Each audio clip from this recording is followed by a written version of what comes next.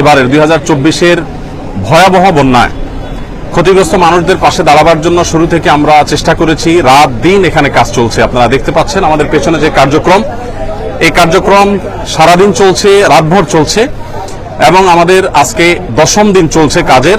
আর এই জায়গাতে 8ম দিন, গত শুক্রবার থেকে আমরা শুরু করেছি এই জায়গাতে। আর পুরো কার্যক্রম আমরা শুরু করেছি অনেক আগে থেকে। আপনি একটু মেহরবানি করে ওইদিকে একটু দাঁড়ান। পুরো কার্যক্রম আমাদের চলছে 10 দিন যাবত, আর এখানে আমাদের স্পেসিফিক কাজ চলছে 8ম দিনে।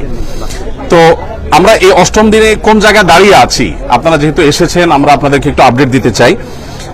আমরা এই যাবৎ চাল কিনেছি, ত্রাণ সামগ্রী হিসাবে চাল কিনেছি আমরা 998 মেট্রিক টন, যেটাতে আমাদের খরচ হয়েছে 5,55,80,000 টাকা।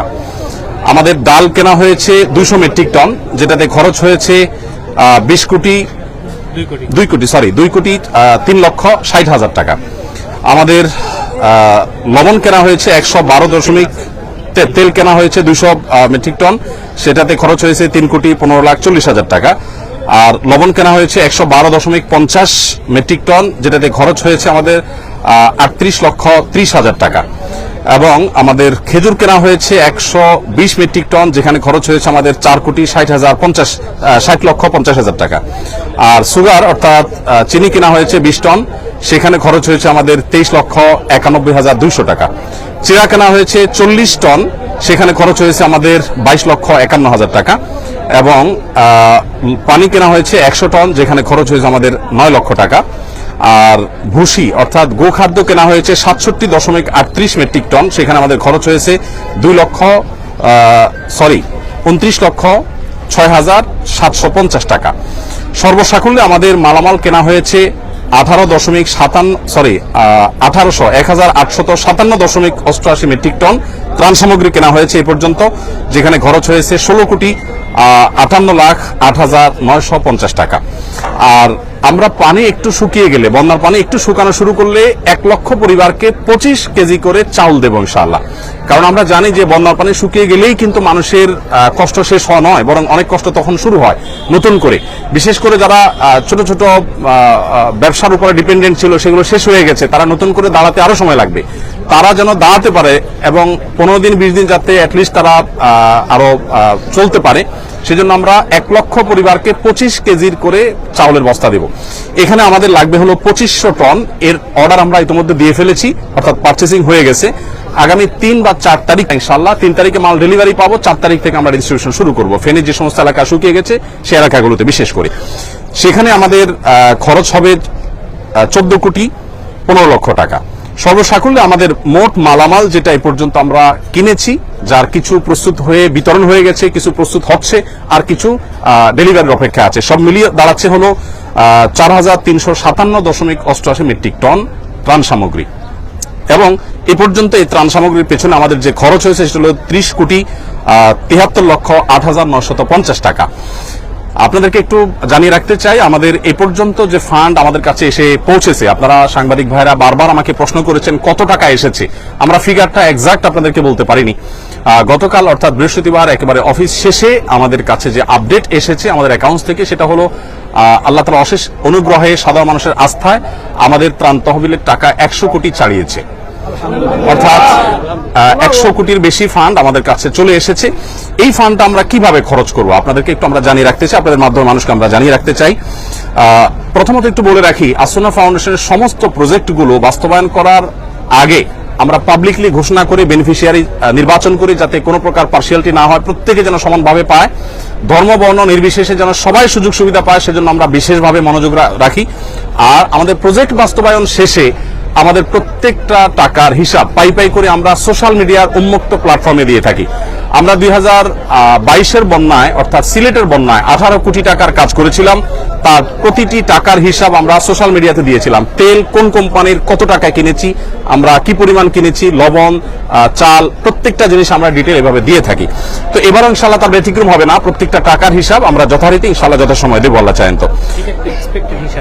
হ্যাঁ, আচ্ছা, হ্যাঁ, এটা এখানে তো আপনার আমরা মৌলিক হিসাবটা দিয়েছি, এটা ডিটেইল একটু একটু করে প্রতি লিটারের দাম কত পড়েছে সেগুলো ইনশাআল্লাহ ডিটেইল আমরা একেবারে চার্ট আকারে সোশ্যাল মিডিয়াতে আমাদের ভেরিফাইড ফেসবুক পেজে আমরা দিয়ে দিব। এখনো পর্যন্ত আমাদের এখানে ত্রাণবাহী 80টি গাড়ি গত কয়েকদিন আমাদের স্পটে পৌঁছেছে।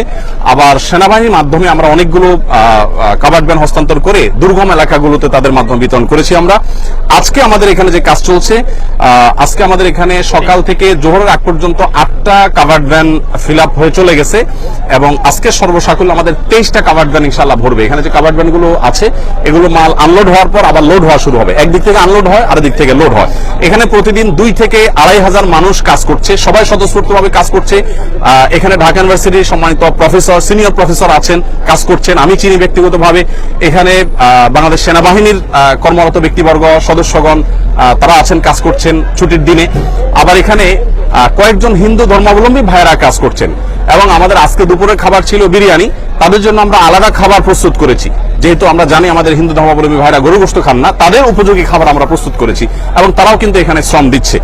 আমাদের একজন অটো রিক্সা চালকের সন্ধান আজকে আমরা জানতে পেলাম যে তারা থেকে আমাদের ইউনাইটেড ইউনিভার্সিটির ওই জায়গা থেকে এখানে কেউ ত্রাণের কাজে আসছে বললেই তাদেরকে ফ্রি তিনি আনা নেওয়া করছেন। তিনি আমাদেরকে বলেনও নাই, প্রকাশও করতে চান না, কিন্তু সামহাও আমরা জেনে গেছি। তো স্বতঃস্ফূর্ততা কতভাবে হতে পারে, কত ধরনের হতে পারে, সেটা আসলে আমরা আপনাদেরকে মানে বলে বুঝাতে পারবো না যে মানুষ কতভাবে স্বতঃস্ফূর্তভাবে কাজ করতে পারে এখানে, সেটা এখানে চলছে। তো আমরা একটু আপনাদেরকে জানিয়ে রাখতে চাই যে যত টাকা আমাদের কাছে এসছে এবং এক্সপেক্টেড আরো যে টাকা আসবে, আমরা কিছুদিনের মধ্যে ইনশাআল্লাহ আমাদের ফান্ড ক্লোজ করব, অর্থাৎ এই তহবিলে আর আমরা ডোনেশন সংগ্রহ করব না। আমাদের প্রত্যেকটা প্রজেক্ট বাস্তবায়নের ক্ষেত্রে আমরা এই নীতিমালা ফলো করি। একটা নির্দিষ্ট সময়ের পর আমরা বলে দেই এই প্রজেক্টে আর কোনো টাকা দেওয়া যাবে না, আমরা অফ করে দেই, কারণ আমাদের একটা প্ল্যান থাকে, প্ল্যান অনুযায়ী আমরা সাধারণত কাজ করে থাকি। তো এবারে আমরা যেটা আশা করছি, যেটা করব সেটা হলো খাদ্যে ইতিমধ্যে আমরা 30 কোটি 73 লাখ টাকা খরচ করেছি, যেটার মধ্যে 2500 মেট্রিক টন চাল আমরা 4 তারিখ থেকে বিতরণ শুরু করব। আর এর বাইরে কৃষি এবং ব্যবসা যে ক্ষতি হয়েছে আমাদের, কৃষকদেরকে তাদের পুনরায় কৃষি কাজ শুরু যেন করতে পারে, সেজন্য আমরা তাদেরকে অর্থ সহায়তা দিব। আমরা আসুন্না ফাউন্ডেশন থেকে ক্ষুদ্র ঋণ, সেটা আপনার সুদমুক্ত হোক আর সুদযুক্ত হোক, কোনোভাবে আমরা সুদ ঋণ দেই না, বরং আমরা সম্পূর্ণ ডোনেশন দিয়ে তাদেরকে দাঁড়াবার জন্য আমরা সহায়তা করি। তো সেই জায়গা থেকে কৃষি এবং ব্যবসা বলতে ছোট ছোট ব্যবসায়ী, একজন মুদি দোকানদার, তার দোকানটা পুরোটা পানিতে আপনার শেষ হয়ে গেছে, তখন তাকে আবার একটা দোকান আমরা দাঁড় করে দেওয়ার জন্য কাজ করব। এই খাতে আমরা 30 কোটি টাকা খরচ করার পরিকল্পনা প্রাথমিকভাবে হাতে নিয়েছি, যে আমরা কৃষি এবং ব্যবসায় 30 কোটি টাকা খরচ করব। আমরা জানি যে প্রচুর মানুষ গৃহহীন হয়ে গেছেন, যারা গৃহহীন হয়ে গেছেন সেই মানুষগুলোর জন্য আমাদের পরিকল্পনা হলো যে আমরা 30 কোটি টাকা ইনশাআল্লাহ খরচ করব এই খাতে। অর্থাৎ যারা গৃহহীন হয়ে গেছেন, কাউকে হয়তো আমরা 10,000 টাকা দিয়ে সহায়তা করব, কাউকে 20,000 দিয়ে, কাউকে 1 লাখ দিয়ে। এটা ভ্যারি করবে যে কার অবস্থা কতটুকু, অর্থাৎ ক্ষতি কি পরিমাণ হয়েছে। কারণ আমরা জানি সবার একরকম ক্ষতি হয় নাই, কারো একেবারে শেষ হয়ে গেছে সব, তাকে হয়তো 1 লাখ টাকা আমরা দিব। 1 লাখ টাকা বলতে 1 লাখ টাকা আমরা একসাথে দিয়ে দিব না, তাকে একটা নির্দিষ্ট সার্টেন অ্যামাউন্ট দিয়ে বলবো এই পর্যন্ত আপনি কাজ নিয়ে আসেন, তারপর আপনি দ্বিতীয় কিস্তি পাবেন, তারপর তৃতীয় কিস্তি পাবেন, যাতে করে টাকাটা পেয়ে গরিব মানুষ নষ্ট করে না ফেলে। এবং সমস্ত টাকা আমাদের অনলাইনে আমরা দিয়ে থাকি, মোবাইল ব্যাংকিং এর মাধ্যমে। নগদ কোনো টাকা আমরা সাধারণত দেই না, কারণ এখানে ট্রান্সপারেন্সি যে জায়গাটা সেটা তখন পরিচ্ছন্ন থাকে, কারণ যাদের মাধ্যমে আমরা দেবো তারা তো ভলান্টিয়ার।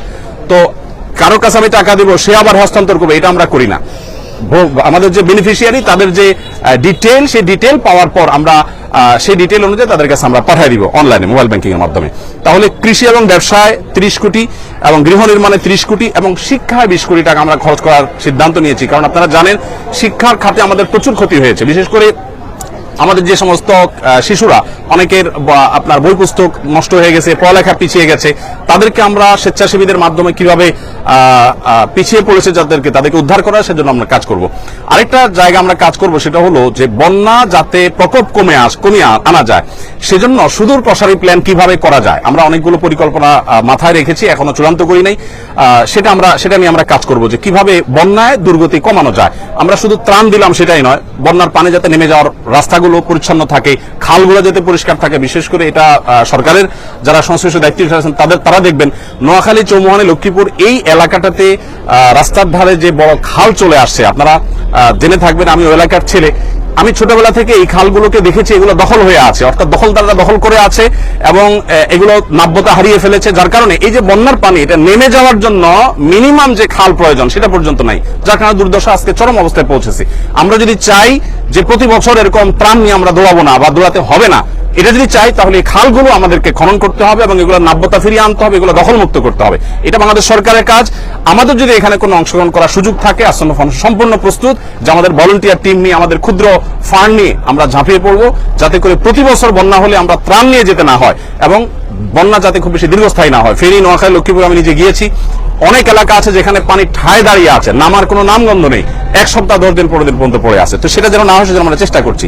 ফাউন্ডেশন থেকে আমরা বিশেষ কিছু উদ্যোগ নিয়েছি, যে সমস্ত জায়গায় মোবাইল চার্জ দিতে পারছে না আমার বিদ্যুতের অভাবে, আমরা ভাসমান জেনারেটর এবং চার্জিং স্টেশন নিয়ে যাচ্ছি বিভিন্ন আশ্রয় কেন্দ্রে। দেখা যায় যে কলার ভেলায় করে কিংবা কোনো টায়ারে করে আমরা জেনারেটর নিয়ে যাচ্ছি। ইউনাইটেড ইউনিভার্সিটির এবং ইস্ট ইউনিভার্সিটি স্টুডেন্টরা অনেকে আমাদেরকে জেনারেটর দিয়েছে, এসিআই আমাদেরকে কিছু জেনারেটর দিয়েছে, আমরা নিজেরা কিছু জেনারেটর ভাড়া নিয়েছি।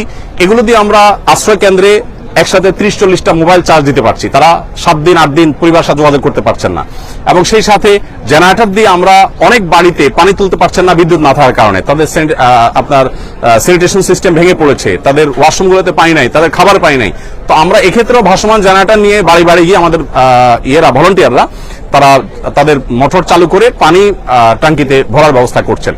এর বাইরে আমাদের এখান থেকে যে বড় কাভার্ড ভ্যানে মালগুলো যায়, সেখানে ছোট ছোট অনেকগুলো পিকআপে করে মালগুলো একটা পর্যায়ে চলে যায়, তারপর আবার অনেকগুলো ট্রলারে করে বা ছোট ছোট নৌকা করে ভাগ ভাগ হয়ে দূর দূরান্ত এলাকাগুলোতে চলে যায়। দুর্গম এলাকাতে সাধারণত ত্রাণ দেই আমরা, রাস্তার ধারে শহরে সাধারণত ত্রাণ দেই না।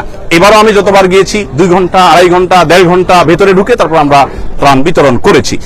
আমাদের কাছে যে সমস্ত ত্রাণের সামগ্রী মানুষ দিয়েছে সেগুলো কিন্তু আমি যে হিসাব দিয়েছি এর বাইরে, অর্থাৎ আমাদের যে 4300 টন আমরা ত্রাণ সামগ্রী দিচ্ছি এগুলো আমাদের পারচেসিং করা। এর বাইরে আরো বহু জিনিস আমাদের কাছে এসেছে বিভিন্ন প্রতিষ্ঠান থেকে, বনরুটি, পাউরুটি, কেক, গুঁড়ো দুধ, মুড়ি, পোশাক, মেয়েদের পোশাক, ছেলেদের পোশাক, কারণ আশ্রয় কেন্দ্রগুলোতে তাদের পোশাকের দরকার হয়, এক পোশাকে চলে আসছে।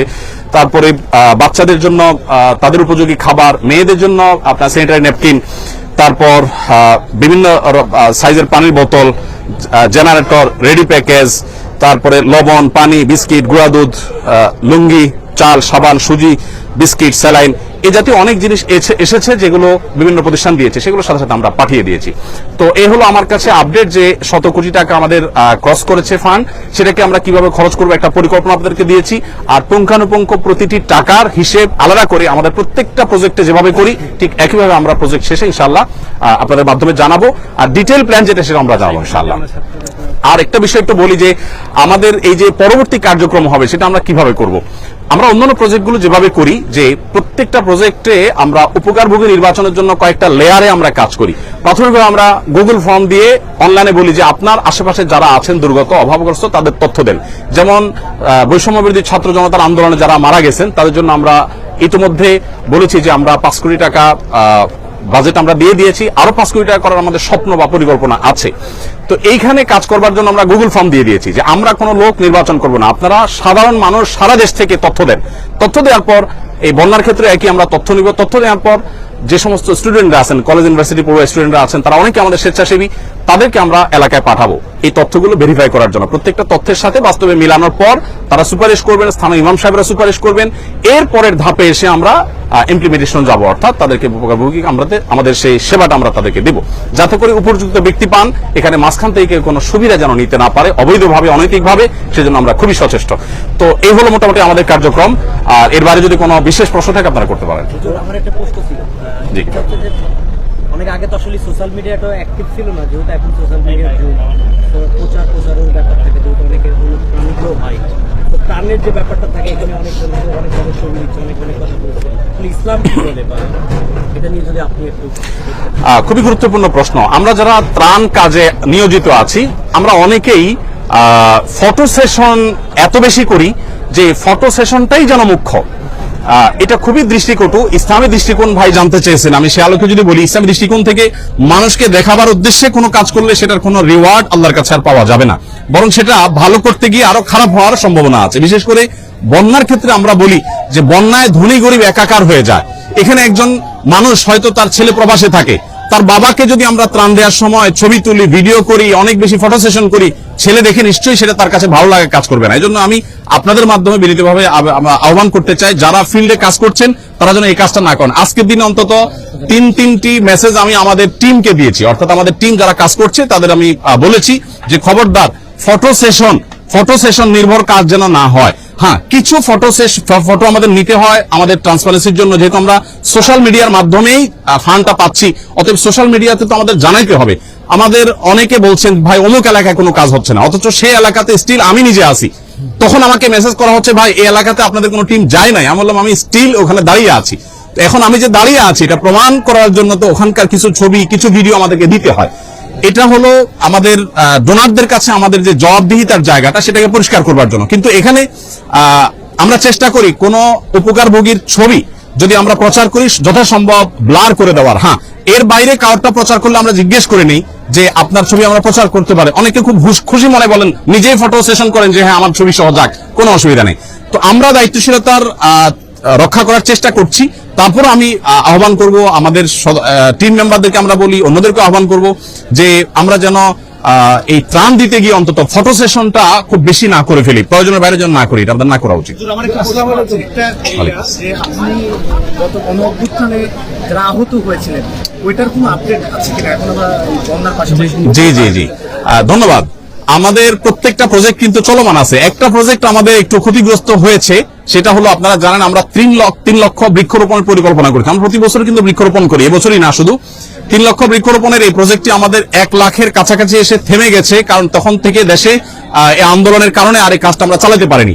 আর যেহেতু গাছ লাগানোর একটা নির্দিষ্ট সময় আছে, অতএব আমরা চাইলে এটা আর আগামী মাসে করতে পারবো না, এই জন্য এই প্রজেক্টটা আমাদের থেমে গেছে। বাট ছাত্র জনতার যে আন্দোলন হয়েছে, বৈষম্য বিরোধী আন্দোলন, সেখানে হতাহতদের জন্য আমাদের যে সহায়তা, সেই সহায়তার যে কাজটা সেটা আমাদের চলমান আছে, এটা কিন্তু আমাদের থেমে যায় নাই।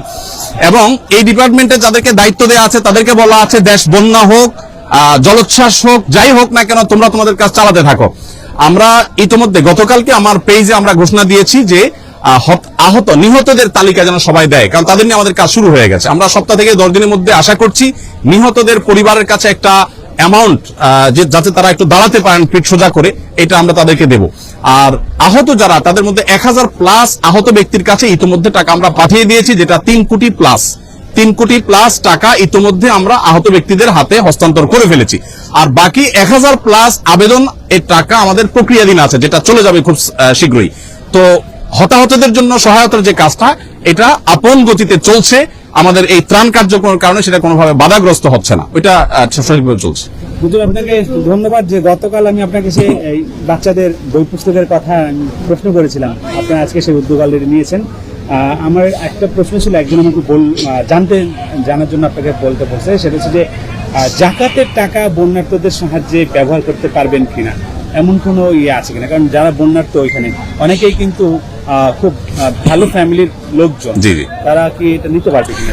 আমরা কি বলে সেটা হচ্ছে আমরা দেখি বিভিন্ন মসজিদে, বিভিন্ন মাজারে বেশ টাকা উঠতে আসে, এই টাকাগুলোকে বন্যার্থর মাঝে এটা ইতিমধ্যে আমরা অবশ্য বলেছি একাধিকবার। আর ভাই যেটা বলেছেন, জাকাতের টাকার কিন্তু একটা সুনির্দিষ্ট খাত আছে, একটা নির্দিষ্ট ধরনের ব্যক্তিদের জন্য জাকাতের টাকা ব্যয় করতে হয়। এটার মৌলিক ভাবে বলা যায় একেবারে হতদরিদ্র মিসকিনদের জন্য। এই জন্য আমরা সবসময় বলি যে বন্যার্থদের সেবায় বা বন্যার্থদের সহযোগিতায় জাকাতের অর্থ যথাসম্ভব না দেওয়াটাই নিরাপদ। কারণ হলো বন্যার্থদেরকে যখন আমরা দিতে যাব, তখন আমরা এইটা বলার সুযোগ নাই ভাই আপনি কি ধনী না গরিব, আমি ত্রাণ দিতে গিয়ে এই ভেদাভেদটা আমি তখন করার সুযোগ নাই। বাট আমাদের জেনারেল যে জাকাত দিতে যায়, তখন কিন্তু আমরা একটা ফরম দেই, সেই ফরমের তথ্যপত্র নেই, তার কি অ্যাসেট আছে না আছে, ওইটা আমরা নিরূপণ করি। এখানে যেহেতু সেই সুযোগ থাকছে না, এই জন্য আমরা বলি যদি কেউ জাকাতের টাকা এখানে দেয়, তাহলে তার একটা পার্সেন্টেজ 30 বা 40% টাকা তিনি যেন মাইনাস রাখেন। অর্থাৎ 100 জনকে ত্রাণ দিলে তার 30 বা 40 জন হয়তো বা তিনি জাকাতের হকদার না, এটা মানে সর্বোচ্চ এর বেশি হওয়ার সম্ভাবনা কম আমাদের অভিজ্ঞতার আলোকে। সেজন্য বলি এটা বাদ দিয়ে রাখতে। অর্থাৎ জাকাতের টাকা ত্রাণের ক্ষেত্রে যদি জেনারেল ত্রাণের ক্ষেত্রে দেন, তাহলে একটু হিসাব করে দিতে হবে।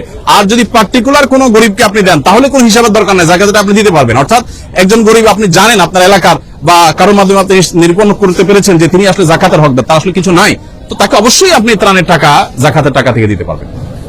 ধন্যবাদ। করে এসেছি, একটু যদি বলেন টোটাল কালেকশনটা কত হয়েছে, একটু যদি আরেকবার বলেন। আমাদের 100 কোটি প্লাস ফান্ড আমাদের কাছে ইতিমধ্যে এসে পৌঁছেছে এবং আমরা এ পর্যন্ত ওই টাকাটাকে খরচ করার একটা পরিকল্পনা দাঁড় করিয়েছি। খাদ্য সামগ্রীতে 30 কোটি, আমাদের শিক্ষার জন্য 20 কোটি এবং পুনর্বাসনের জন্য 30 কোটি এবং ব্যবসায়ী যারা ক্ষতিগ্রস্ত হয়েছেন, ক্ষুদ্র ব্যবসায়ী এবং কৃষক যারা ক্ষতিগ্রস্ত হয়েছেন তাদের জন্য 30 কোটি টাকা খরচ করার পরিকল্পনা হাতে নিয়েছি। এর বাইরে পরবর্তী কোনো দুর্যোগ হলে সেটা যেন আমরা মোকাবেলা করতে পারি বা সেটা যেন খুব বেশি ভয়াবহ রূপ নিতে না পারে, সেটার জন্য আমাদের একটা আলাদা প্রজেক্ট আছে। সেটার এখন আমরা চূড়ান্ত করতে পারিনি যে সেখানে আমরা কতটা খরচ করবো, এটা নির্ভর করবে ফান্ড আর কি আসছে না আসছে। তবে আমরা খুব শীঘ্রই ফান্ড নেওয়া বন্ধ করে দিব। একটু ছোট করে শেষে দিয়ে জানতে